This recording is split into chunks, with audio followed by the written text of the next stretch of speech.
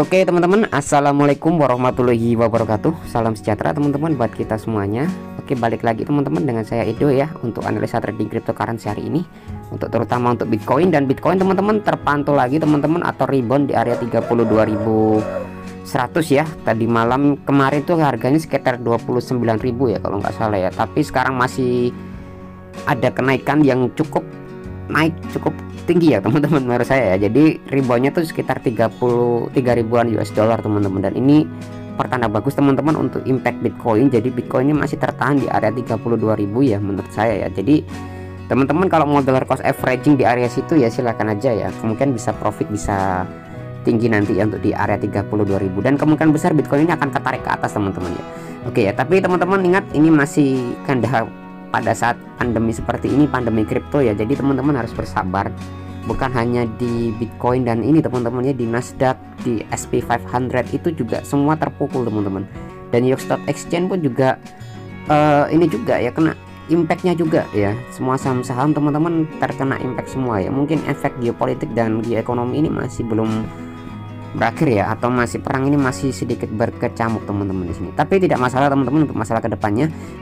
Oke teman-teman, sekarang bagi teman-teman yang belum join Get.io silahkan aja join di link deskripsi teman-teman. Di sini banyak crypto project bagus, dan Get.io ini adalah tempat kripto yang paling lengkap teman-teman ya daripada exchange yang lain. Karena apa, di sini teman-teman, di sini ada banyak crypto micin, dan ada koin lunar token teman-teman. Ini naik sekitar ya 300% ya, ini ya mantap ya. Mungkin impact kemarin turun kemudian diserok kembali ya teman-teman untuk di LNR lunar token ini ya. Tapi teman-teman kita bisa lihat ya untuk di chartnya di sini, untuk sekarang Bitcoin Fear and Greed ini lagi cukup extreme fear.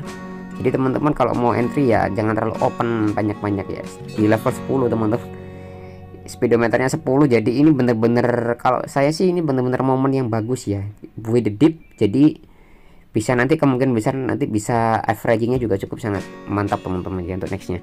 Oke, dan ini teman-teman saya tertarik untuk di candle weekly. Dan kenapa di candle weekly? Di sini teman-teman terjadi double bottom ya, terjadi double bottom di sini, kemungkinan besar ini akan ketarik ke atas teman-teman. Jadi kalau terjadi double bottom seperti ini, kemungkinan besar ini Bitcoin ini akan mengalami kenaikan teman-teman yang cukup signifikan untuk di weekly ya. Kemungkinan besar kita retest dulu teman-teman, atau kemungkinan rebound ya di area 37.000 ya, kemungkinan ya teman-teman.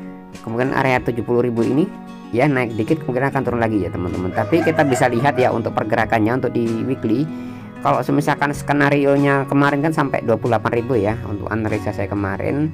Jadi untuk support yang paling bagus teman-teman, teman-teman tarik moving average 200 ya.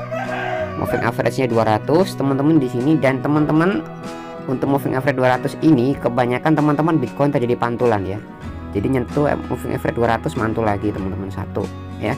Ini juga ya untuk di weekly moving average 200 mantul lagi ya ke atas ya. Jadi setiap moving average 200 teman-teman ini Bitcoin mengalami kenaikan teman-teman ya, ada 1 2 ya. Jadi kemungkinan besar kalau misalkan ini turun moving average 200 nya itu sekitar ini teman-teman ya, 25.000 sampai 27.000 ya, sekitar situ moving average nya kalau misalkan Bitcoin ini terus melanjutkan downtrendnya. Tapi kalau misalkan ini double bottom pattern teman-teman rebound, kemungkinan besar ini akan naik kembali ya. Jadi double bottom itu pattern yang biasanya digunakan orang-orang ya, kayak di forex, kayak di stock, biasanya itu menggunakan double bottom dan double top. Nah ini adalah double bottom, first bottom, second bottom ya, kemungkinan naik ke atas lagi ya. Jadi seperti itu.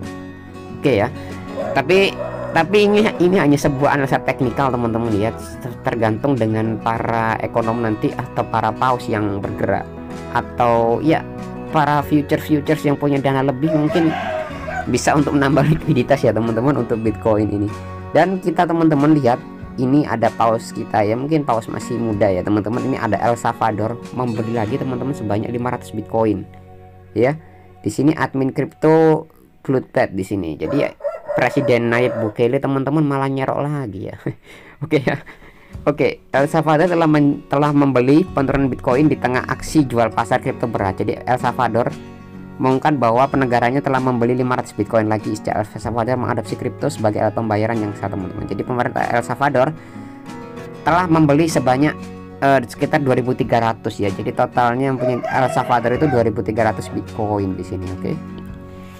Jadi di tengah pertumbuhan para kripto, El Salvador telah membeli penurunan dalam iya jadi be the deep ya ibaratnya ya. El Salvador mengumumkan bahwa Senin kemarin Twitternya negara telah membeli 500 Bitcoin lagi. Jadi El Salvador baru saja membeli saus lagi teman-teman, atau membeli Bitcoin sebanyak 500 koin ya. Oke, di harga 30.000 US dollar. Wow, ini cukup sangat mantap teman-teman untuk Bang Naib ya.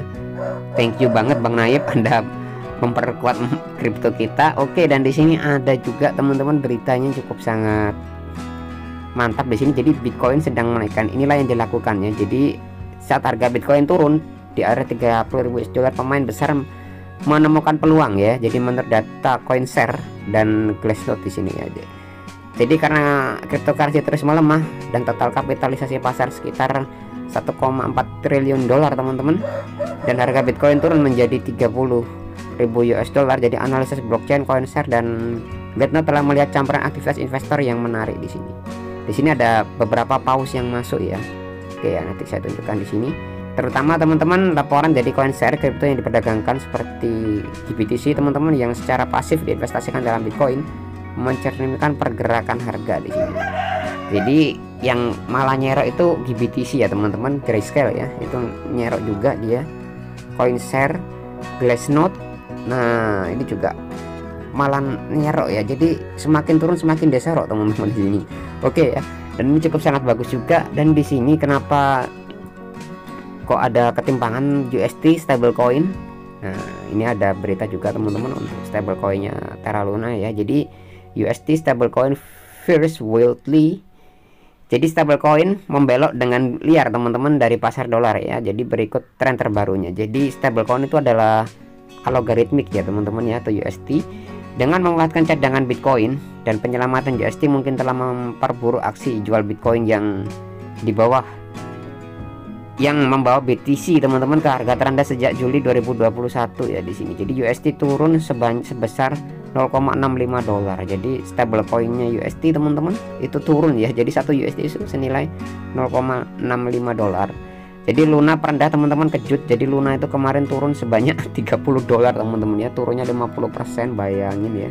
Jadi Luna Foundation Guard, entitas yang bertanggung jawab untuk memelihara pasar stablecoin, menghabiskan cadangan senilai 1, miliar dolar dan membeli lagi teman-teman sebanyak 850 juta dolar ya dalam bentuk Bitcoin dalam upaya untuk mempertahankan USD. Jadi si Luna ini membeli Bitcoin juga ya pada saat kripto turun kemarin. Untuk apa? Untuk menstabilkan harga stablecoinnya atau USD-nya.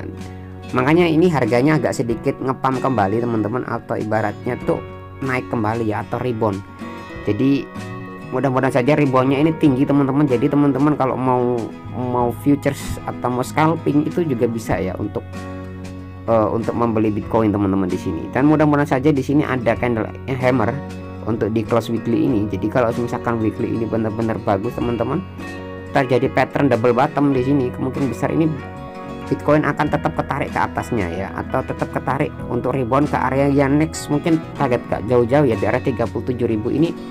Ini area support yang cukup sangat bagus teman-teman untuk di retest ya teman-teman ya. Jadi kita tunggu saja untuk next beritanya. Tapi ini sudah mulai bagus. Jadi USD Luna itu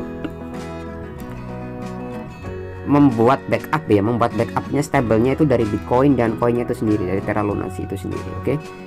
Jadi membeli Bitcoin ya untuk nextnya ya. Oke teman-teman, cukup sekian ya informasi dari saya nih, kurang lebihnya mohon maaf.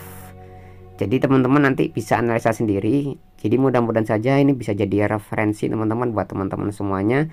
Dan teman-teman kalau ada pertanyaan ya nanti silakan aja, tanyakan aja di kolom komentar. Bang, bahas koin ini bang, bahas token ini. Oke, nanti saya akan bahas teman-teman buat teman-teman ya. Oke, sekian dari saya teman-teman, saya Edo ya. Selamat beraktivitas kembali. Jangan lupa jaga kesehatan teman-teman, makan yang banyak, istirahatnya cukup ya. Oke, jangan lupa olahraga. Oke, sekian dari saya. Sampai jumpa teman-teman untuk di next video ya. See you.